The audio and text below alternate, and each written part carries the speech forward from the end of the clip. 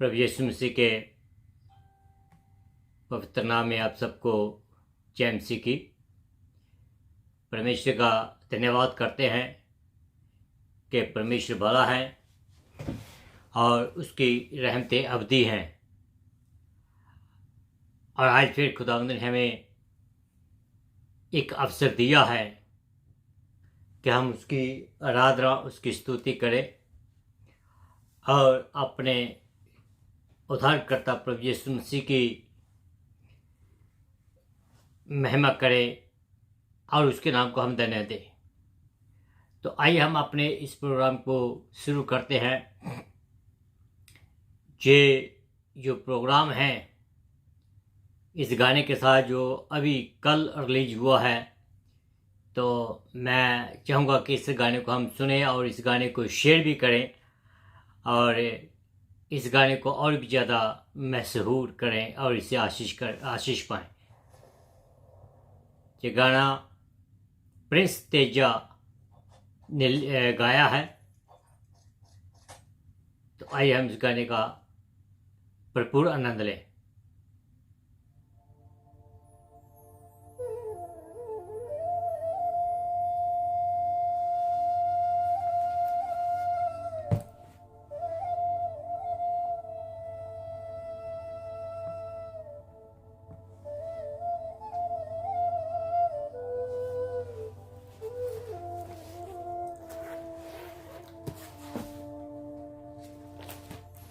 इंतजार करो ईमान से, गाओ हमद यीशु की शान से। है उसने किया जो वादा, है उसने किया जो वादा, पूरा करने आएगा। अब यीशु दुल्हा हमारा हमको साथ ले जाएगा। अब यीशु दुल्हा हमारा हमको साथ ले जाएगा। अब यीशु दुल्हा हमारा हमको साथ ले जाएगा।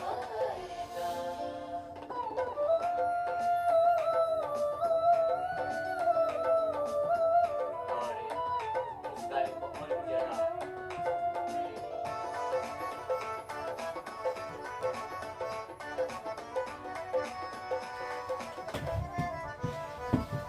अब आखिरी सांसों तक हमको बस चलते जाना है। सुनकर आवाज़ मसीहा उसमें ढलते जाना है। सुनकर आवाज़ मसीहा उसमें ढलते जाना है। फिर कोई गमों का सागर, फिर कोई गमों का सागर हमको रोक ना पाएगा। अब यीशु दुल्हा हमारा हमको साथ ले जाएगा। अब यीशु दुल्हा हमारा हमको साथ ले जाएगा।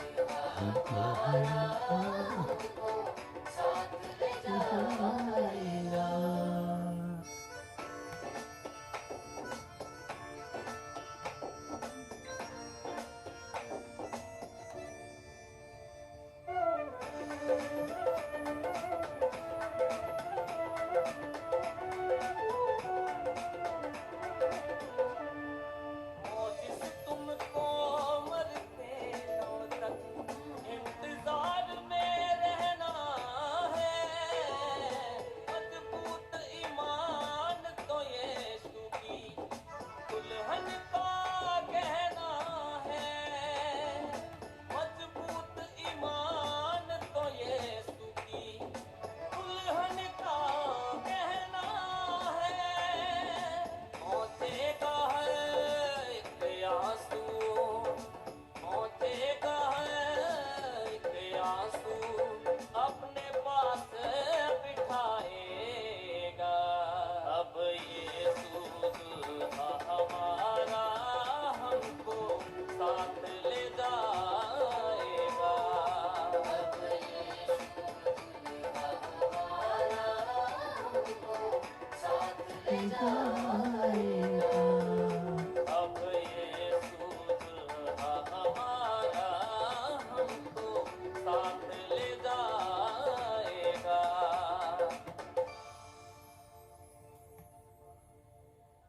Hallelujah, hallelujah, hallelujah.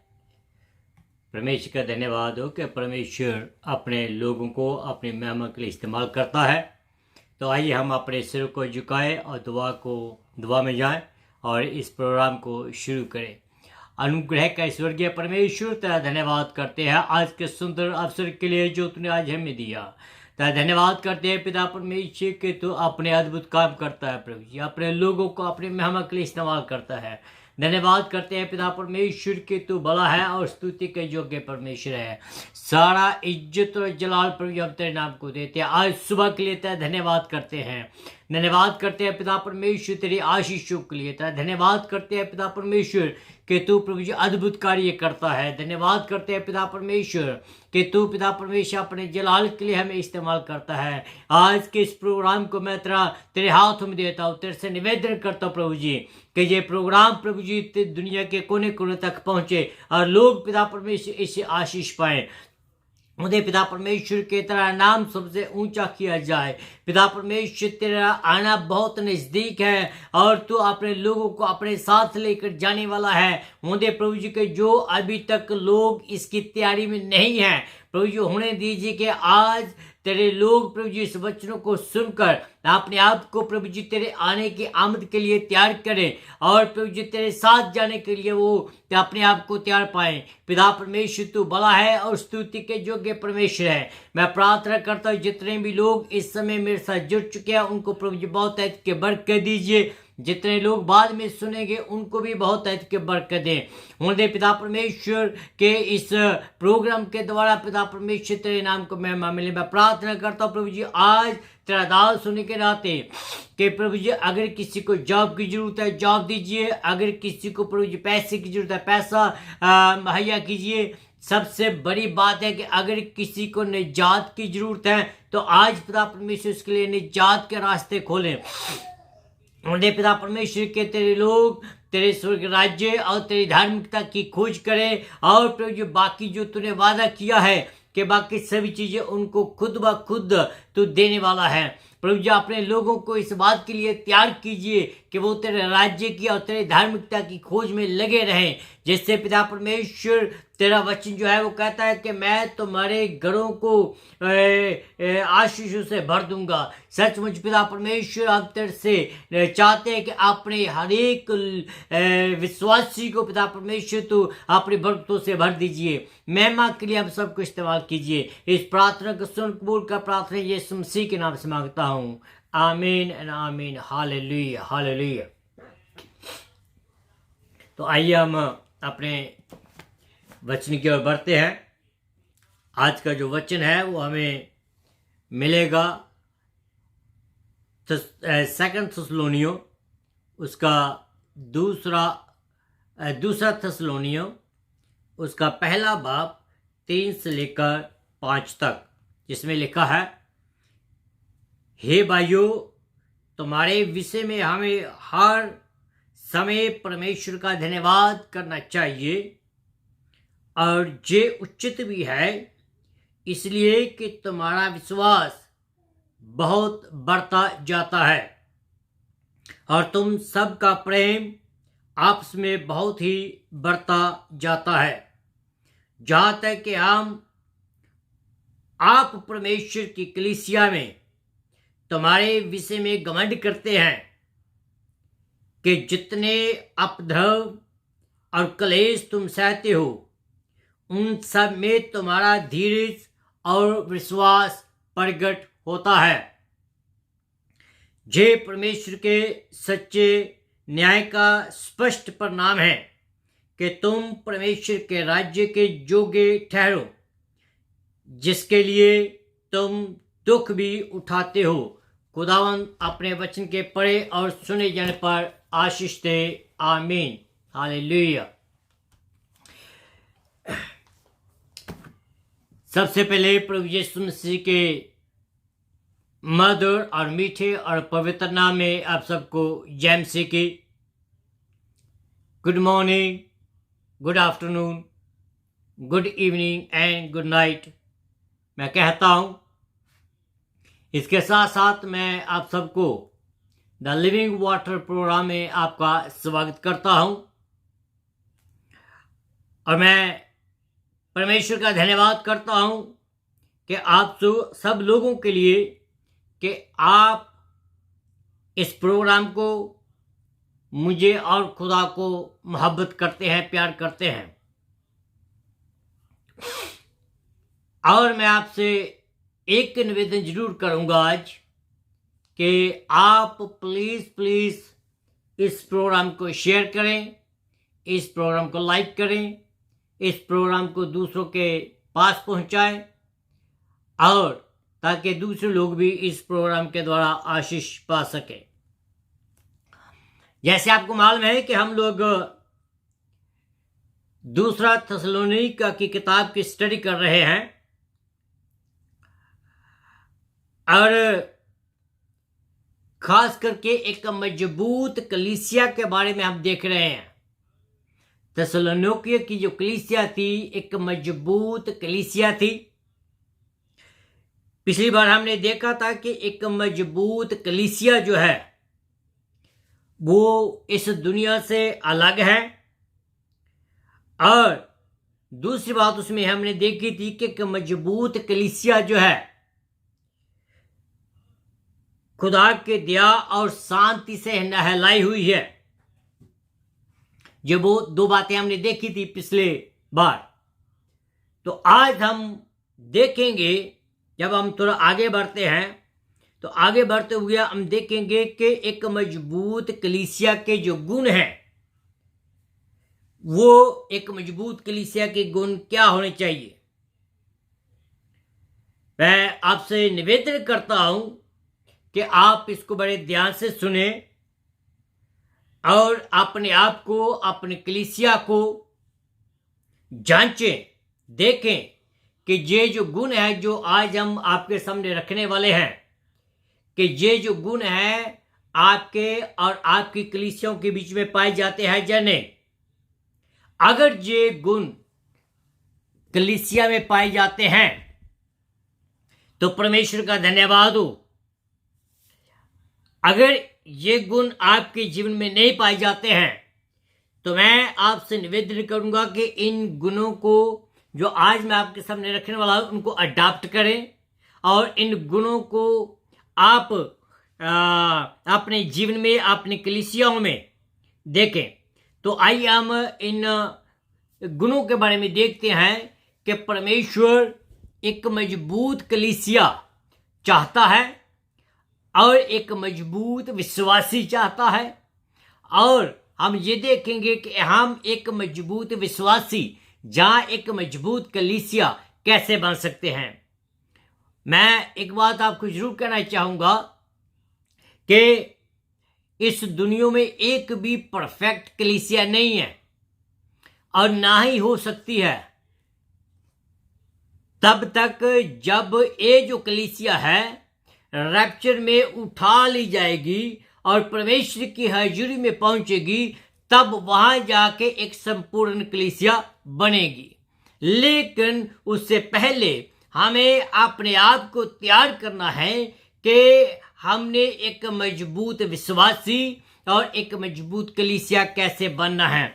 उनके बीच में हमने दो बातें पहले देखी थी, आज हम तीसरी बात देखते हैं कि मजबूत कलीसिया खुदा में विश्वास और एक दूसरे के लिए प्रेम में बढ़ती जाती है।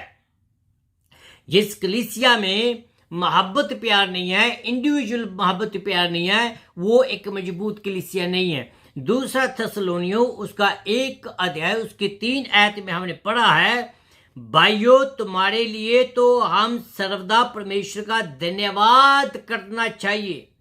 कहता है कि भाइयों तुम्हारे लिए हमें तो सर्वदा परमेश्वर का धन्यवाद करना चाहिए। क्यों? कहता है कि पहली बात तो यह है कि ये उचित है। क्यों? क्योंकि तुम्हारा विश्वास बढ़ता चला जाता है। जब कोई आपके विश्वास को बढ़ते हुए देखता है, जब कोई विश्वासी किसी दूसरे विश्वासी के विश्वास को बढ़ता हुआ देखता है तो वो खुश होता है, वो परमेश्वर का धन्यवाद करता है।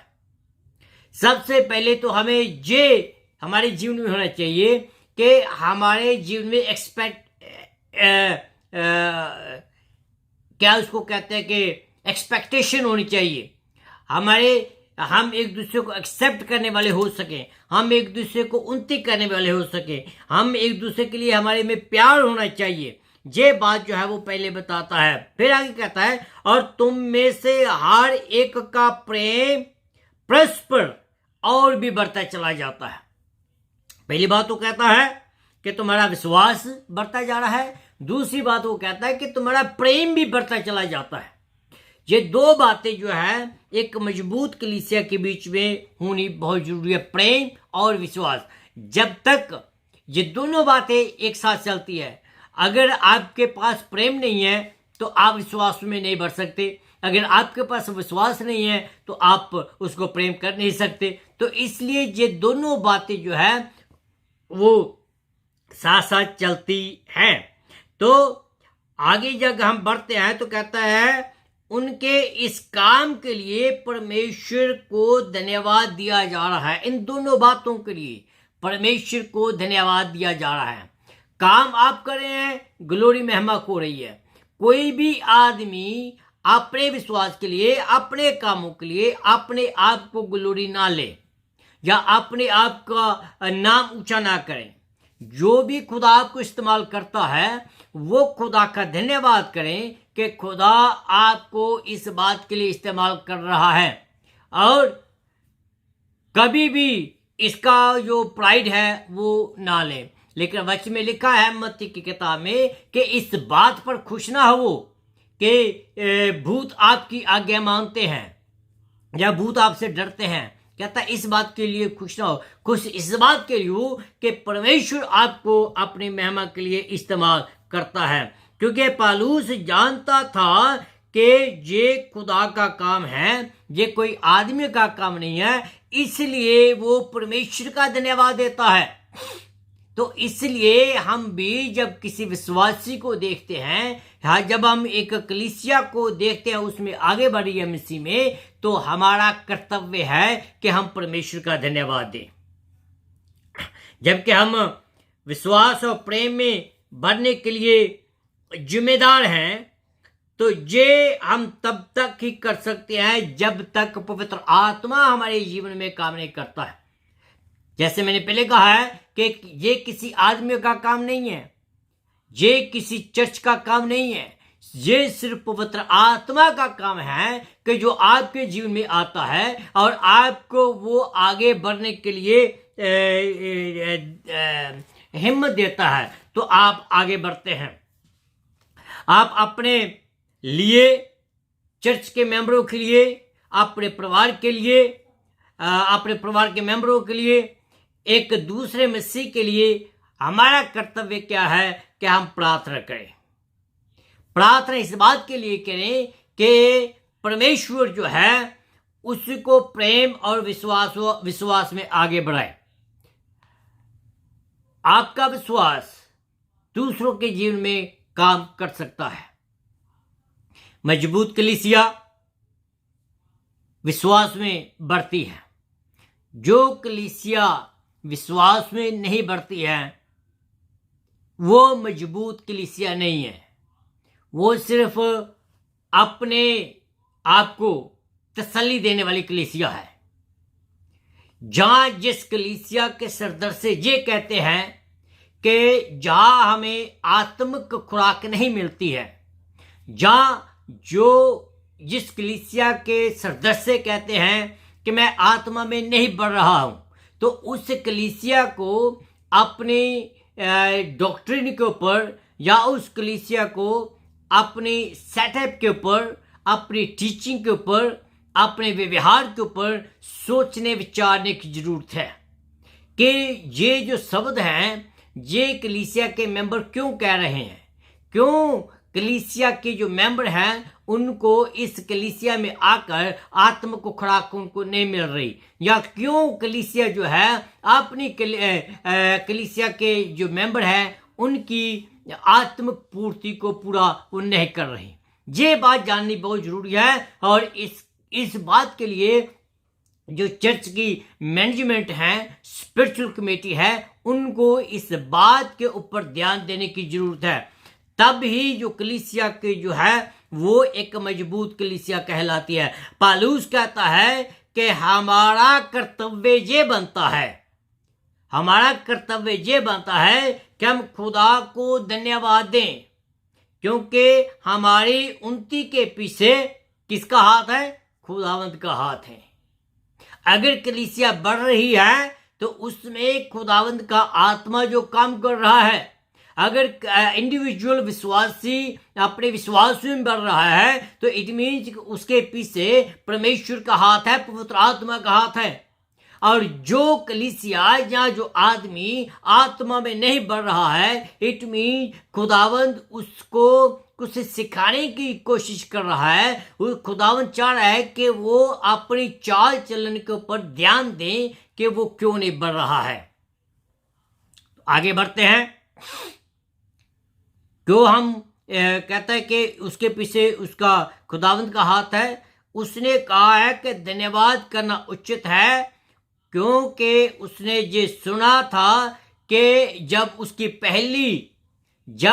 पहली विजिट थी, यहाँ जो पहला खत था, पहले खत से उसने उनकी प्रशंसा जो थी वो ज़्यादा की थी, और इस खत के बीच में वो उनकी प्रशंसा कम कर रहा है। तो इसलिए उनको ये कह रहा है कि मैं प्रशंसा किसी आदमी की नहीं करता हूँ, मैं प्रशंसा किसी ग्रुप की नहीं करता हूँ, मैं प्रशंसा करता हूँ तो खुदावंत की करता हूँ।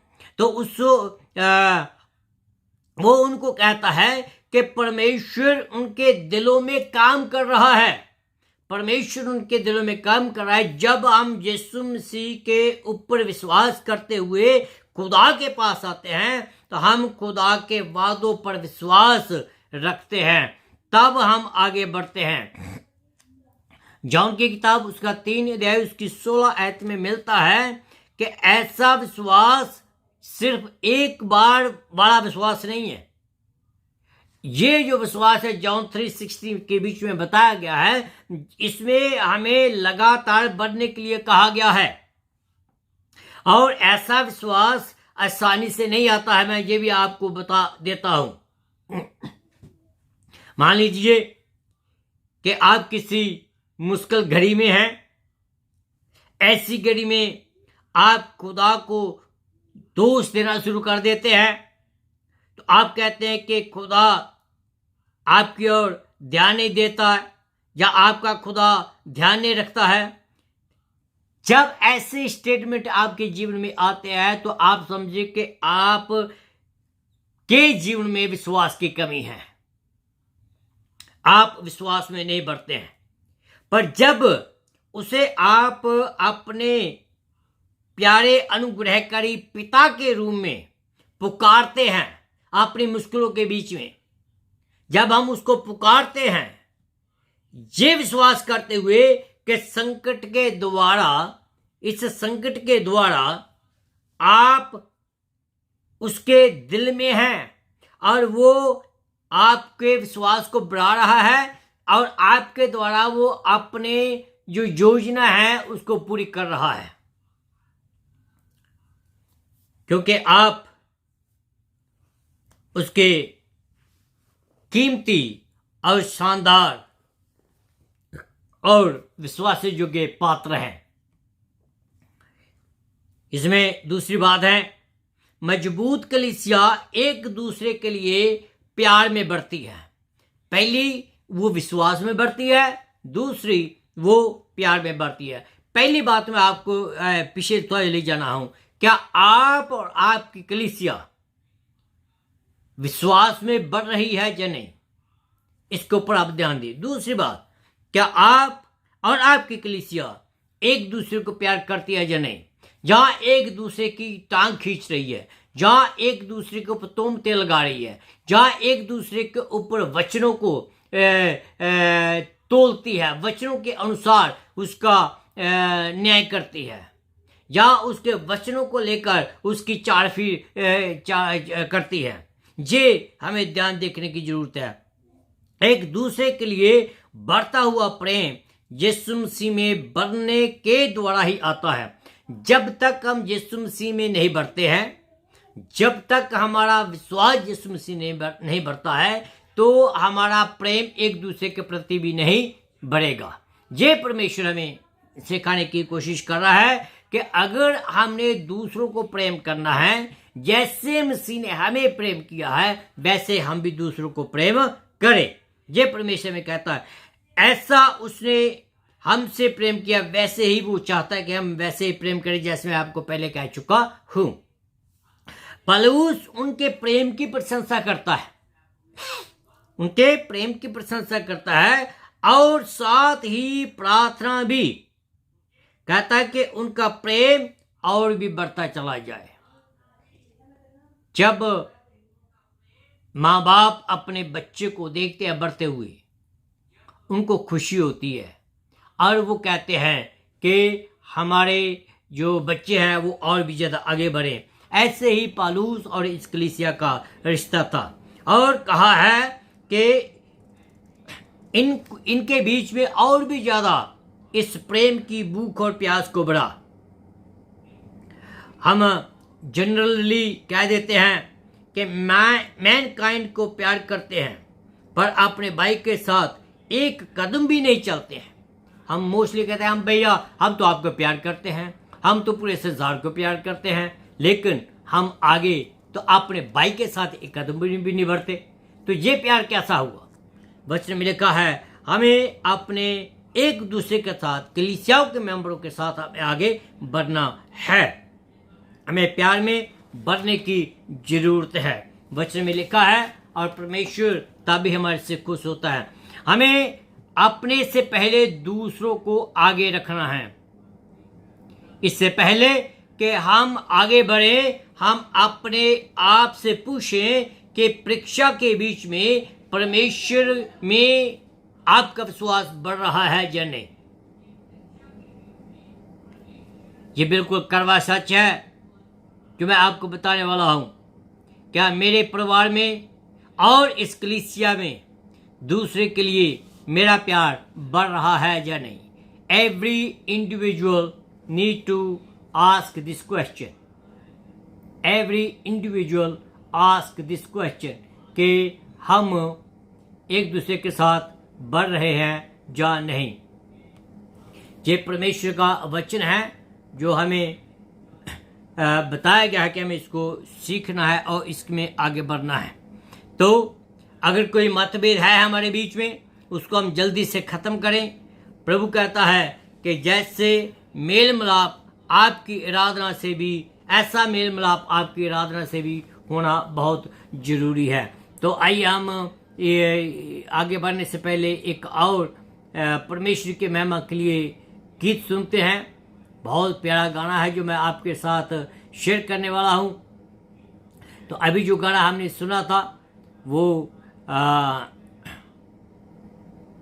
भाई प्रिंस की ओर से सुना था और ये बहन श्रेया कांत की जुबान से सुनते हैं।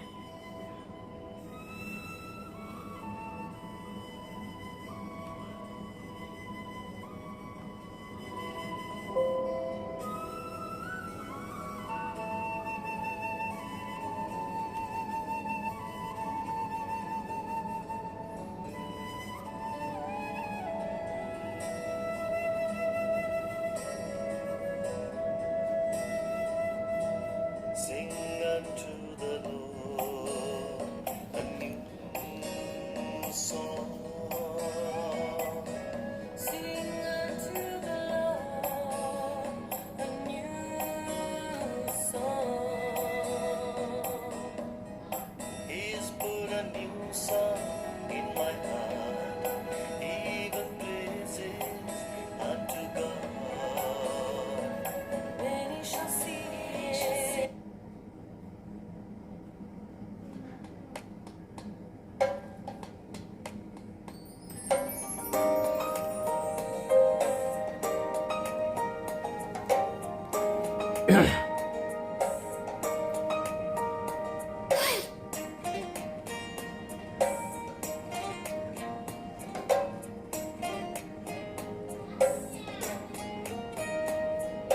खुदावंद अज़ीम बादशाह, खुदावन के हुजूर आओ। खुदावंद अज़ीम बादशाह, खुदावन के हुजूर आओ। सारी दुनिया के लोगों, आज नया गीत खुदावन का नाम मुबारक हो।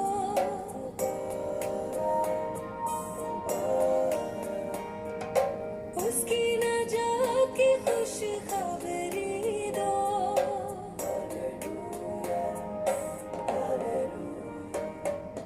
खुदावन का नाम मुबारक हो। उसकी नजात की खुश खबरी दो। उसकी नजात की खुश खबरी दो। खुदावंद अज़ीम बादशाह, खुदावन के हुजूर आओ।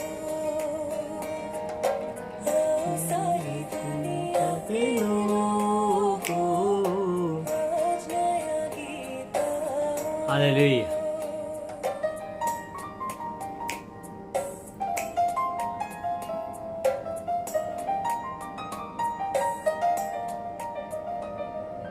दुनिया में उसके जलाल का, लोगों में उसके हर काम का।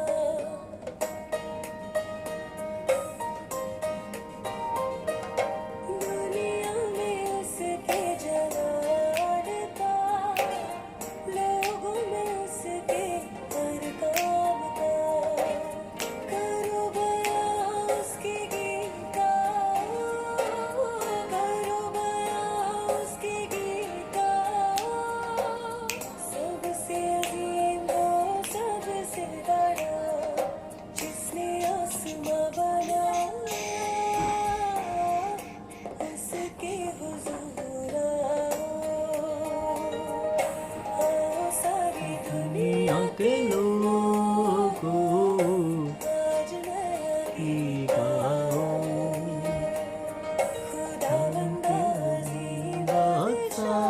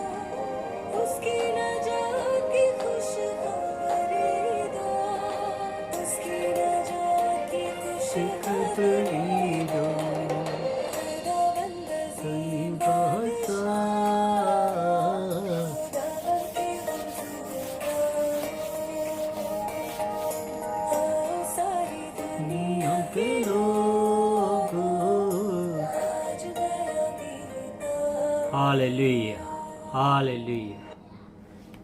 यीशु का धन्यवाद, यीशु का धन्यवाद। तो परमेश्वर अपने लोगों को यही कहता है कि उसके सामने हम आए और आराधना, उसकी स्तुति, उसकी प्रशंसा करें।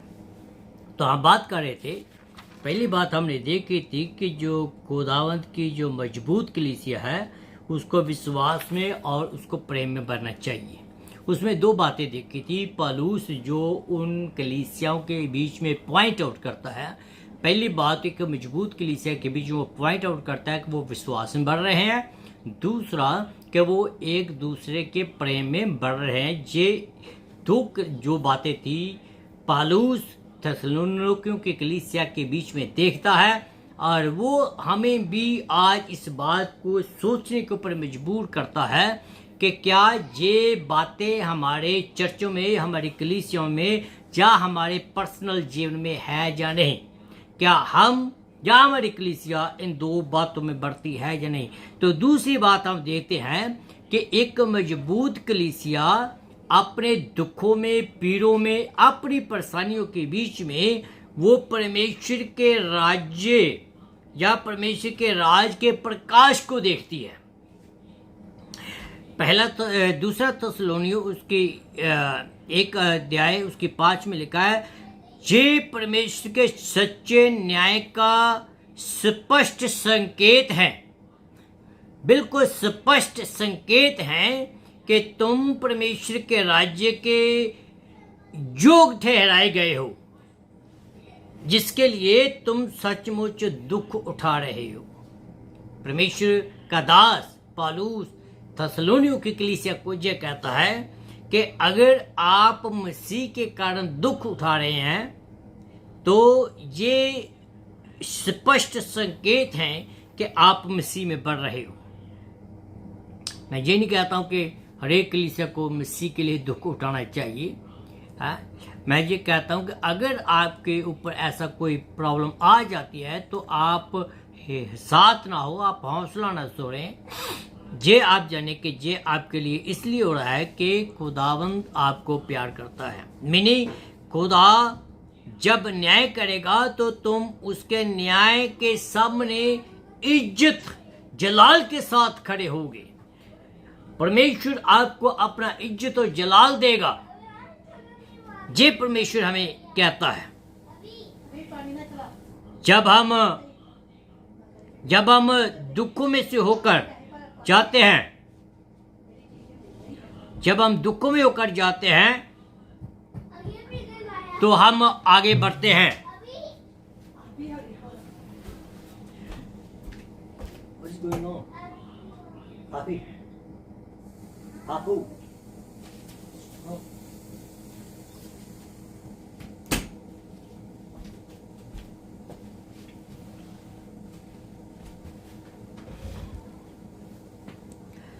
तो हम बात कर रहे थे कि जब हम दुखों में बढ़ते हैं, जब हम परेशानियों में बढ़ते हैं, तो हम ये सोचते हैं कि खुदा शायद हमें भूल गया, या खुदा हमारी प्रार्थना को सुनता नहीं है, या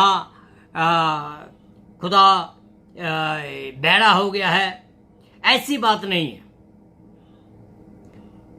वो हमें भूलता नहीं है। जहाँ हम सोचते हैं कि हम उसकी योजनाओं के बीच में नहीं चल रहे हैं, जहाँ उसकी योजना हमारे लिए हमारे रास नहीं आ रही है। पौलुस कहता है कि हमें इन सब बातों से दूर रहना है। हमें परमेश्वर की योजना के ऊपर शक नहीं करना है। हमें परमेश्वर के जो ऊपर हमें कोई डाउट नहीं करना है।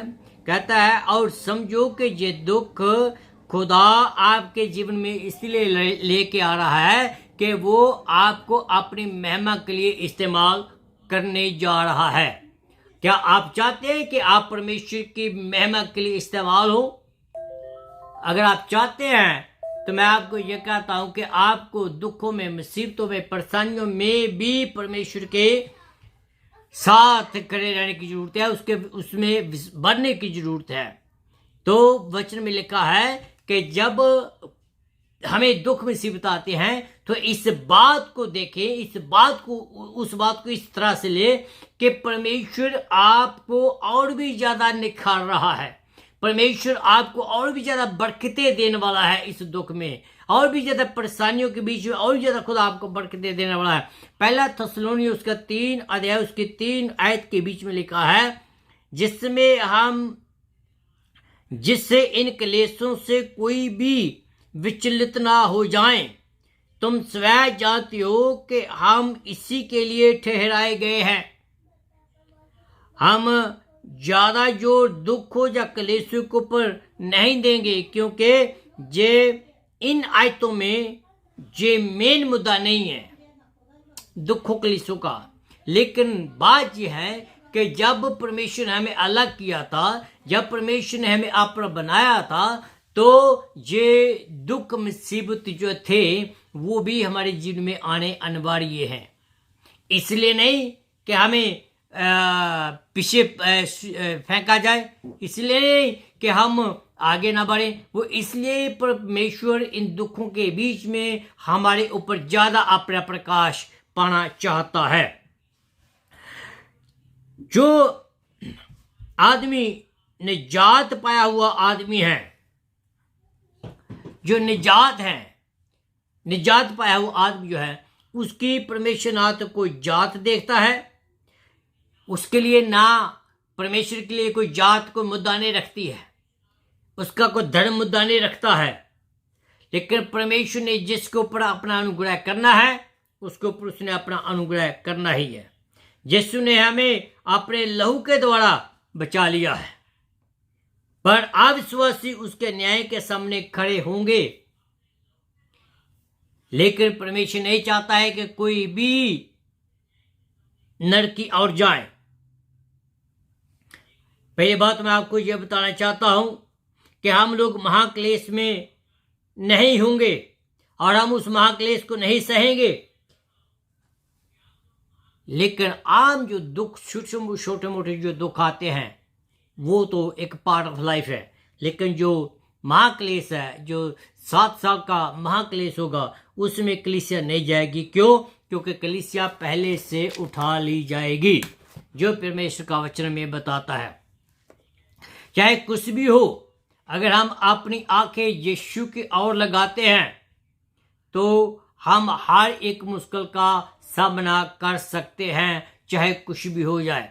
ये छोटी मोटी मुश्किलें, ये छोटा मोटा सताव तो आता है, लेकिन इस सताव को हमने परमेश्वर का क्रोध या परमेश्वर के गुस्सा इस कदर नहीं लेने के परमेश्वर हमसे गुस्सा है या परमेश्वर का कैर हमारे ऊपर पड़ा है। नहीं, परमेश्वर का अनुग्रह है आपके ऊपर हो रहा है इस दुखों के बीच में भी। जो कलीसिया भी सताई जाती है, जो लोग इस बात के ऊपर सताए जाते हैं कि तुम मसीह के ऊपर विश्वास करता है, तो ये मत सोचे कि परमेश्वर आपको प्यार नहीं करता है या परमेश्वर आपके साथ गुस्सा है। नहीं, परमेश्वर आपको मोहब्बत करता है, परमेश्वर आपको और भी ज्यादा इस्तेमाल करना चाहता है।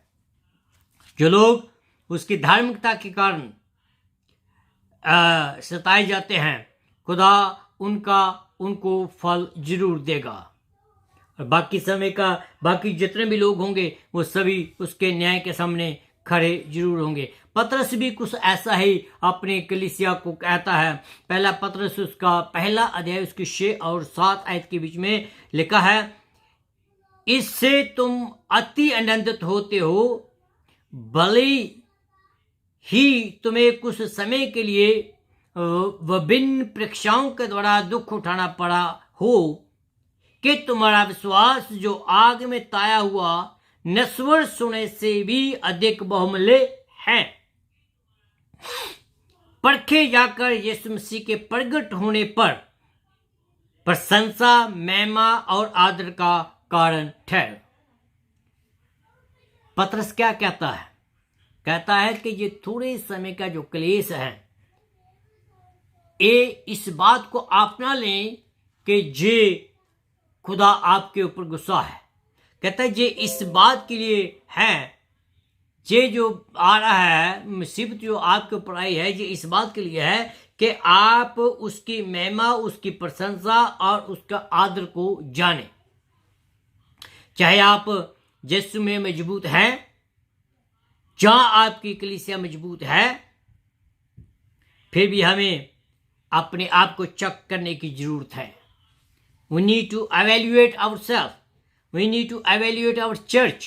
We need to evaluate our जो संगति जिसको हम कहते हैं, our group. हम कैसे जान सकते हैं कि हम खुदा में विश्वास में बढ़ते जा रहे हैं या नहीं? क्या आप अपने घरों के सदस्यों से या कलीसिया के लोगों के प्रति प्यार करते हैं या नहीं? क्या आप दुखों में कैसे जीते हैं? क्या आप सोचते हैं कि ये दुख जो है खुदा आपको दुख दे रहा है? क्या आप एक दूसरे को प्यार करते हैं या नहीं? लेकिन मैं आपको बताता हूं, बार बार मैं ये कह रहा हूं कि खुदा आपको दुख इसलिए नहीं दे रहा कि वो आपसे नाराज है, वो इसलिए दे रहा है कि आपको वो प्यार करता है। आप एक युवा विश्वासी को कैसे सलाह देंगे जो सोचता है कि उसकी परीक्षा का अर्थ ये होना चाहिए कि परमेश्वर उसे प्यार नहीं करता? क्या आप छोटी छोटी मुश्किलों में उसे धन्यवाद देते हैं या नहीं? जहां छोटी छोटी मुश्किलों के कारण आप कुड़कुड़ाते हैं, मैं उम्मीद करता हूं कि आपने अपने आप को, अपनी कलीसिया को परखा होगा कि क्या आप दुखों में स्थिर रहते हैं या नहीं? क्या आप विश्वास में बढ़ रहे हैं या नहीं? क्या आप कलीसिया कलीसिया के बीच में एक दूसरे के प्रति प्रेम है या नहीं? मैं आपको सच बताऊं, दिखावे के लिए नहीं, सच्चे प्रेम की बात करता हूं। बहुत सारे ऐसे लोग हैं जो ऊपर ऊपर से एक दूसरे को हाय बाय करते हैं, लेकिन सच्चे प्यार की जरूरत है यहाँ। अगर हम ऐसा करते हैं तो परमेश्वर आपको और भी ज़्यादा आशीष देगा। अगर आपको और भी ज़्यादा इन वचनों के लिए जानकारी दें, मैसेज तो बहुत बड़े हैं, बहुत कुछ हम इसमें बोल सकते हैं, टाइम के कारण हम ज़्यादा नहीं बात करते हैं। तो इसलिए अगर आपको ज़्यादा जानकारी की ज़रूरत है, आप अपने लोकल पादरी से बात करें, आप मेरे से कॉन्टैक्ट कर सकते हैं, मैं और भी ज़्यादा आपको इसके बारे में बता सकता हूँ। तो आइए हम अपने सिर को झुकाएं और दुआ में जाएं। अनुग्रह का स्वर्गीय परमेश्वर, तेरा धन्यवाद करता हूँ आज के इन वचनों के लिए जो तूने आज हमें दिए, जिससे हमें पिता परमेश्वर तूने अज्ञात करवाया कि हमें एक दूसरे के साथ मोहब्बत करनी है, हमें विश्वास में बढ़ना है, हमें दुख मुसीबतों में मसीह के साथ, मसीह के वचन में स्थिर रहना है, अपने विश्वास को और भी ज़्यादा मजबूत करना है, इस बात को जानते हुए कि ये दुख मुसीबत हमारे लिए एक ताज का कारण ठहरेंगी। प्रभु जी, जिन लोगों ने भी ये वचन को सुना, सब लोगों को बहुत ऐद की बरकत दीजिए, और जो लोग पिता परमेश्वर बाद में सुनेंगे उनको भी अपनी महिमा के लिए इस्तेमाल करें, उनको भी पिता परमेश्वर अपने जलाल के लिए इस्तेमाल करें, और पिता परमेश्वर अपने राज्य के लिए उनको तैयार करें। मैं अपने आप को, अपने परिवार को तेरे हाथों में देता हूँ, हमारे ऊपर भी तो अपना अनुग्रह कीजिए। जितने भी लोग सुन रहे हैं उनको, उनके परिवारों को बहुत ऐद की बरकत दीजिए, हर एक की कलीसिया को बरकत दीजिए, हर एक के चिल्ड्रन और उनके चिल्ड्रंस को भी बरकत दीजिए, और अपनी महिमा के लिए हम सबको इस्तेमाल करें। खुदा तो भला है, स्तुति के योग्य परमेश्वर हैं। तो प्रार्थना को सुना इसलिए तो धन्यवाद हो, यीशु मसीह के नाम से मांगता हूँ, आमीन एंड आमीन। आइए हम एक और गाने को सुनते हैं, और इस गाने के साथ ही आप मुझे इजाज़त दें। ये गाना जो मैंने खुद लिखा है, पास्टर राजू रंगीला ने इस गाने को गाया है, बहुत प्यारा गाना है, आप इसको जरूर सुने, इसको शेयर करें। आजमाइशों से मैं हंस के लड़ूंगा, दुनिया में आजमाइशों से मैं हंस के लड़ूंगा, मैं ना डरूंगा, मैं ना डरूंगा।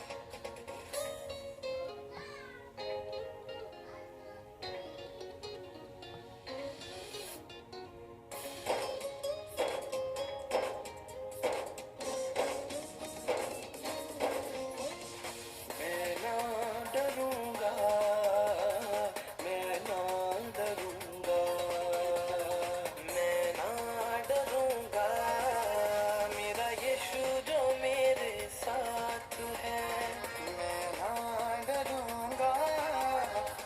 यीशु जो मेरे साथ है।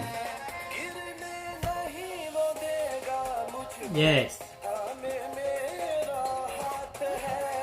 गिरने नहीं वो देगा मुझको, थामे मेरा हाथ है। मैं ना डरूंगा, मेरा यीशु जो मेरे साथ है।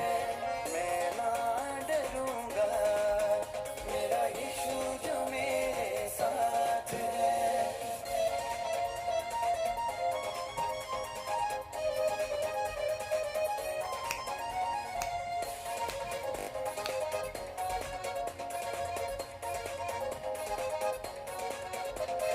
चाहे आए आंधी चाहे तूफान, चाहे घबराए सारा जहां। चाहे आए आंधी चाहे तूफान, चाहे घबराए सारा जहां, फिर भी हाथ वो मेरा थामे, मुझको ये विश्वास है।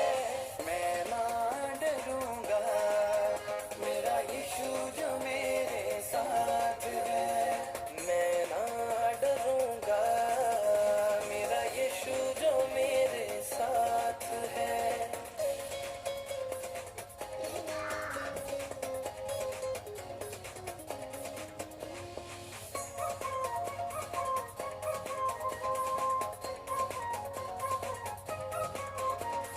मेरे छुपने की जगह है वो, और मेरी ऊंची चट्टान है वो। मेरे छुपने की जगह है वो, और मेरी ऊंची चट्टान है वो। वादा जो उसने मुझसे किया है, हरदम मेरे साथ है। मैं ना डरूंगा, मेरा यीशु जो मेरे साथ है। मैं ना डरूंगा, मेरा यीशु जो मेरे साथ है। आप सुन रहे हैं द लिविंग वाटर प्रोग्राम। मैं हूं आपका host reverend Jinesh Masih. Please आप इस प्रोग्राम को सुनते रहिए, लाइक करें, शेयर करें, और हम फिर कल दोबारा इसी समय आपसे मुलाकात होगी। खुदा आपको बहुत की बरकत दे। आमीन। की रात होगी कल एक नई सुबह की शुरुआत। चाहे हो अंधेरी आज की रात, होगी कल एक नई सुबह